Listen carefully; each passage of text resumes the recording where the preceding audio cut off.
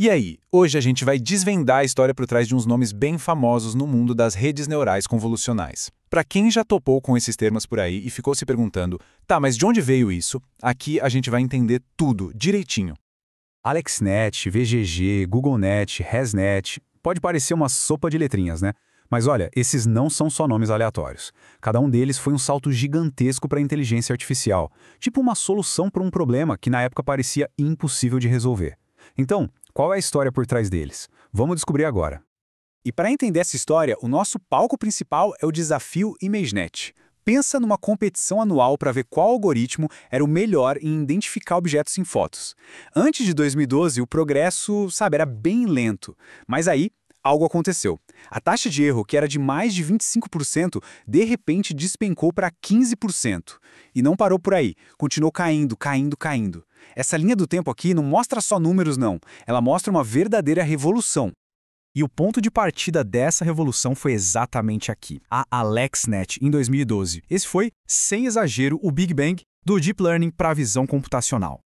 E olha, a AlexNet não foi só um pouquinho melhor que as outras, foi uma quebra de paradigma total. A genialidade dela estava nas inovações que ela trouxe para a mesa. Por exemplo, foi a primeira vez que se usou em grande escala a função de ativação ReLU, que fez a rede aprender muito, mas muito mais rápido. E não só isso, ela usou umas sacadas bem inteligentes como o aumento de dados, que é basicamente criar um monte de versões um pouco diferentes das imagens de treino para evitar que a rede só decorasse as respostas, sabe? Um problema chato chamado overfitting.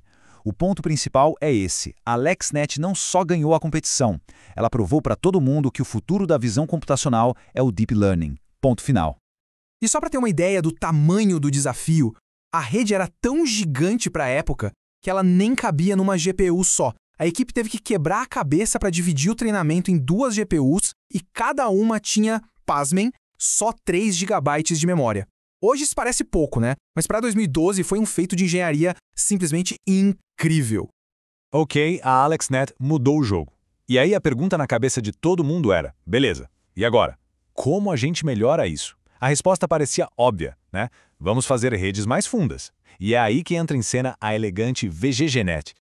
Só que não era tão simples assim. Só sair empilhando mais e mais camadas começou a criar outros problemas. A grande questão era como a gente adiciona a profundidade de um jeito que realmente ajude e que melhore o resultado sem que a rede vire um monstro impossível de treinar. E a solução da VGGNet foi genial, justamente por ser super simples. Em vez de usar filtros de vários tamanhos, como a AlexNet fazia, a equipe da VGG decidiu seguir uma única regra, bem elegante, usar só os menores filtros possíveis, os de 3x3, e aí empilhar um monte deles para conseguir a profundidade desejada. O resultado? Redes com 16, às vezes até 19 camadas de profundidade. E aqui está o pulo do gato dessa ideia. Acontece que empilhar 3 filtros de 3x3 dá para a rede um mesmo campo de visão que um filtro grandão de 7x7. Só que essa abordagem é muito melhor. Por quê? Primeiro porque ela introduz mais não linearidades. Pensa nisso como dá mais chances para a rede aprender padrões bem complexos, sabe? E segundo, o que é até meio contraintuitivo, isso acaba usando menos parâmetros. Ou seja, a rede fica mais poderosa e, ao mesmo tempo, mais eficiente. Genial, né? Só que toda essa elegância da VGGNet tinha um preço, e era um preço alto. Com 138 milhões de parâmetros, ela era um monstro computacional. Uma gigante faminta por memória e poder de processamento. Ficou claro que a profundidade era sim poderosa, mas era muito, muito cara. E isso nos leva direto para o próximo grande desafio da nossa história. E olha que curioso, no mesmo ano da VGG, em 2014, uma equipe lá do Google atacou o problema por um ângulo totalmente diferente. O foco deles não era só profundidade, era eficiência. Eles queriam sim uma rede profunda, mas sem aquele custo computacional absurdo. A missão da GoogleNet era resolver exatamente essa questão. Como é que a gente consegue todos os benefícios de uma rede super profunda, mas sem precisar de um supercomputador para rodar? Como ser poderoso e eficiente ao mesmo tempo. A grande sacada deles foi o módulo Inception. A lógica foi mais ou menos assim. Em vez de ficar tentando adivinhar qual o melhor tamanho de filtro para cada camada, por que não usar todos de uma vez? A ideia era rodar vários tipos de convoluções ao mesmo tempo, em paralelo, e depois só juntar os resultados no final. É como ter uma pequena equipe de especialistas, cada um com uma ferramenta diferente, trabalhando juntos em cada etapa do processo. Ué, mas fazer tudo isso ao mesmo tempo não deixaria tudo ainda mais caro? E a resposta é não. E aqui que está o truque mais engenhoso de todos: os gargalos, ou bottlenecks. Antes de fazer aquelas convoluções mais pesadas de 3x3 e 5x5, eles usavam uma convolução super baratinha, de 1 por 1, para dar uma espremida nos dados. É tipo quando a gente compacta um arquivo antes de mandar por e-mail, sabe? Essa espremida reduzia drasticamente a quantidade de cálculos que vinham depois. E o resultado disso tudo? Bom, a GoogleNet, com suas 22 camadas, mais profunda que a VGG, vale lembrar, tinha só 5 milhões de parâmetros. Para ter uma ideia, isso é 12 vezes menos que a AlexNet e quase 28 vezes menos que a VGG. E sim, ela venceu o ImageNet de 2014, provando de uma vez por todas que dava sim para ser profundo e eficiente. Mas quando todo mundo achava que o caminho era só continuar aumentando as camadas, a busca pela profundidade esbarrou num muro. Um problema muito estranho, totalmente contraintuitivo, que ameaçava parar todo esse progresso. Os pesquisadores descobriram uma coisa muito bizarra. Uma rede com 56 camadas tinha um desempenho pior do que uma rede com só 20 camadas. E a parte mais maluca é que o erro era maior até nos dados de treino.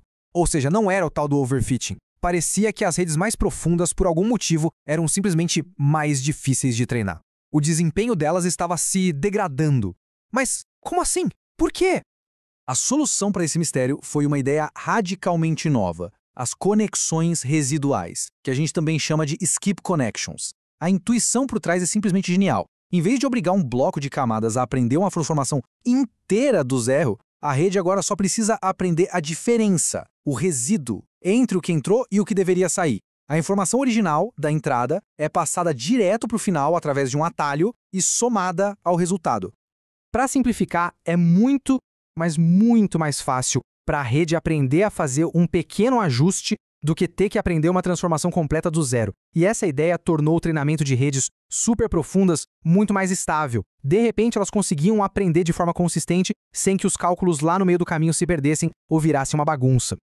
E o quão fundo deu para ir com isso? Bom, o modelo da ResNet que ganhou o ImageNet em 2015 tinha impressionantes 152 camadas. A barreira da profundidade tinha sido finalmente demolida.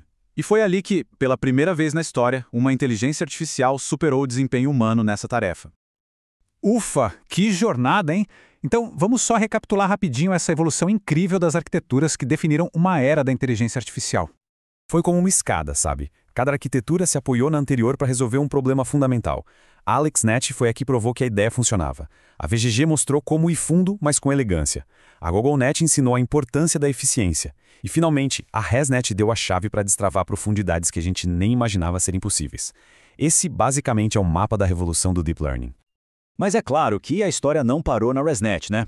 A pesquisa hoje em dia está a todo vapor, explorando não só mais profundidade, mas também a largura das redes. Jeitos completamente novos de conectar as camadas. Existem até arquiteturas que se projetam sozinhas. A busca pelo design perfeito com certeza continua. E tudo isso nos deixa com uma última pergunta para refletir. Olhando para o futuro, de onde virá o próximo grande salto?